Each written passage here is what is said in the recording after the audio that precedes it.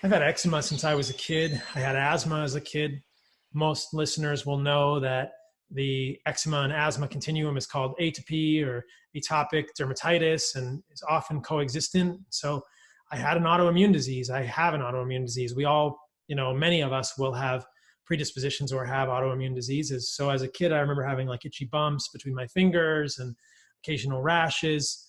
And then as I got older, the rashes got to be worse to the point that a couple of times in my life, they were persistent over my whole body, something we call an id reaction.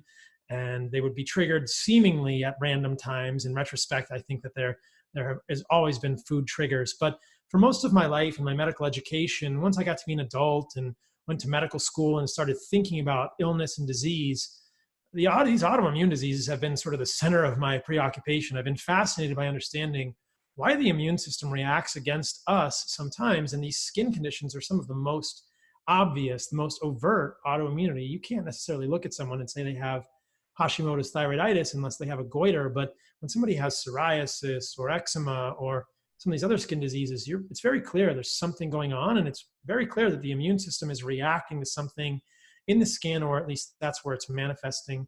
And I've always thought of them as some underlying chronic inflammation. And as I thought about this in medicine, I thought this is probably food, right? What is causing this? If you ask mainstream dermatology, they kind of throw their hands up. Just kind of go, oh, it's bad genes. And that was never a satisfying explanation for me in any way, shape, or form. I thought there has to be a reason. There has to be a reason. You hear cases of this resolving. And so I actually started this journey before I went to medical school, and I went on a vegan diet because I'd heard stories of people being on vegan diets. And I didn't just do vegan, I did raw vegan. But when I got so skinny that women did not want to date me because I was ridiculously skinny, I was like, there's something wrong. And I heard a podcast with Jeff Bland, who is one of the guys that was kind of the originators of functional medicine, thinking about root cause illness. And he was talking about this genetic book of life. And I think he said something in there, humans have always eaten meat. It's a crucial part of the human diet. I thought, that makes so much sense. Like, why am I not eating meat? So people who are pro-meat clearly retain more muscle mass. It's not even a question. And, if you really think about what we use our muscle for and how much of a survival advantage it is to have muscle on your body, then it's not even a question of which diet is helping us better. So I added meat back into my diet, gained some weight, felt better, stopped farting all the time. But my eczema continued, and I had a paleo diet, which was organic, for probably the next 8 to 10 years. And the eczema just persisted and persisted and persisted to the point that I was doing a lot of jujitsu, and I would get eczema on my elbows and my knees. Sometimes it would get super infected and have impetigo.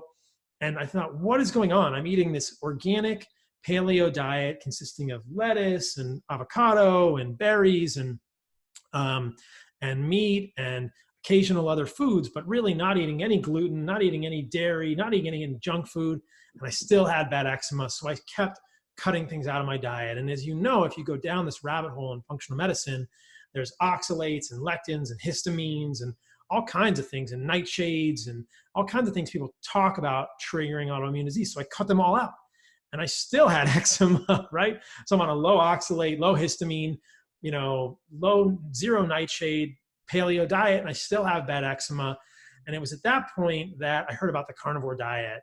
And my first response was, that's crazy. But my eczema wasn't getting better, and I wanted to try it. So I dove in, and wouldn't you know it, within 2 to 3 weeks, eczema's gone. I've been doing a strictly carnivore diet for the last 2 years, and it's never recurred at all. Whereas, every few months I would have a pretty bad outbreak before. So clearly there were plants in my diet that were triggering my autoimmunity. And as anyone listening to this will know, it's not just about itchy things on your skin that you can get rid of with a steroid cream. It's the idea that smoldering inflammation in my body is probably not a good thing, because I'm going to see it in my skin, but it's probably going to be doing things elsewhere.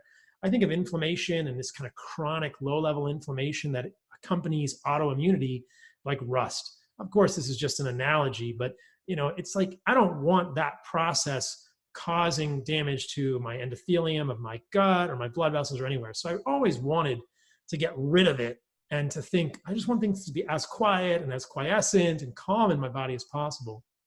So because I had such improvements on a carnivore diet, I was like, wow, this is amazing.